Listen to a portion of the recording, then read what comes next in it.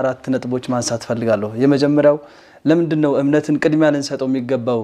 ነብዩ ሰለላሁ ዐለይሂ ወሰለም ረጅሙን ጊዜያቸውን ወይ ደግሞ ቅድም እንደተጠቀሰው ሰፊውን ጊዜያቸውን የሰጡት እምነትን ለማስተማር ነው። መጀመሪያ አቂዳ የሚባለው ነገር ልባቸው ውስጥ እንዲሰብትና እንዲጸድቅ፣ ከዛ በኋላ ደግሞ የተለያዩ ትእዛዛቶችንና ክልከላዎችን በልበ ሰፊነት መቀበል እንዲችሉ መተግበርም እንዲችሉ ከክልከላዎችም መራቅ እንዲችሉ ሲባል ረጅሙ ጊዜ አቂዳን ማስተካከል ላይ ወይም እምነትን ማስተካከል ላይ ተሰርቷል።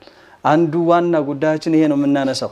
እምነት ከሌሎቹ የእውቀት ዘርፎች መቀደም አለበት ስንል ማለት ነው። ሌላው ሁለተኛው ጉዳይ አቂዳ ትክክል ካልሆነ እምነት ካልተስተካከለ የትኛውም ዒባዳ አላህ ዘንድ ተቀባይነት አይኖረውም። ሰውየው የፈለገ ቢለፋ ቢደክም ኸይር ስራዎችን ቢያበዛ ሰደቃ ቢሰጥ ቢሰግድ ቢጾም አላህ አይቀበለውም። لابد أن تبنى العبادات على ساق التوحيد والعقيدة الصحيحة السليمة.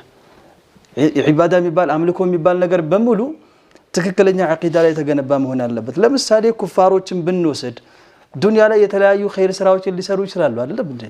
ኩፋሮች ሰደቃ ሊሰጡ ይችላሉ፣ የተቸገረ ሊደግፉ ይችላሉ፣ ብዙ ኸይር ነገሮች ሊስተዋል ይችላል ከነሱ። አላህ Subhanahu Wa Ta'ala እነዛን ሰዎች ግን ዱንያ ላይ ምንዳ ሊመነዳቸው ይችላል። በዱንያ ላይ ጀዛአቸውን ሊከፍላቸው ይችላል። ኸይር ነገር ሊያገኙ ይችላሉ ዱንያ ላይ ጥሩ ነገር ስለሰሩ ብቻ። ላኪን የውም القيامة እነዚህ ሰዎች በዚህ በሰሩት ኸይር ስራ ላይ ምንዳ አላቸው ወይ ወደሚለው ስንመጣ ላ لماذا ለምን?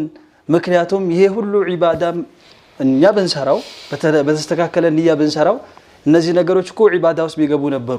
ሰደቃውን በሉት የተለያዩ ነገሮችን ኸይር ስራዎችን መስራት ዒባዳ ውስጥ የሚካተት ነበር።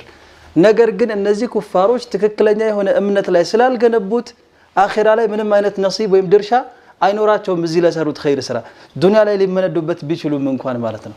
ስለዚህ እምነት መቀደም አለበት ከሌሎቹ የእውቀት ዘርፎችም ቢሆን እኛ እንደ ትምህርትም ቢሆን ቀድመን አቂዳን መማር አለብን፣ እምነትን መማር አለብን ሲባል የምንሰራቸው ዒባዳዎች ትርፋማ እንዲሆኑ አላህ ዘንድ ተቀባይነትም እንዲኖራቸው ነው ማለት ነው።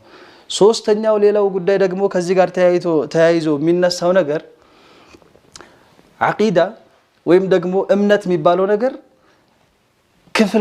መከፋፈልን አይቀበልም። ወደ ፊቅህ ብንመጣ ፊቅህ የተለያዩ መዝሀቦች ልንቀበል እንችላለን። ፊቅህ ላይ መዝሀብ አቡ ሐኒፋ ረሕመቱላሂ ዐለይህ፣ መዝሀብ الإمام ማሊክ፣ መዝሀብ الإمام الشافعي ወመዝሀብ الإمام አሕመድ፣ ሌሎች መዛሂቦችንም እንደዚሁ ፊቅህ ላይ ኢንካር አናደርግም፣ አናወግዛቸውም፣ ተቀባይነት አላቸው አይደለም። የመዝሀቦች መብዛት በእምነታችን ኢንካር የሚደረግ የሚወገዝ ነገር አይደለም።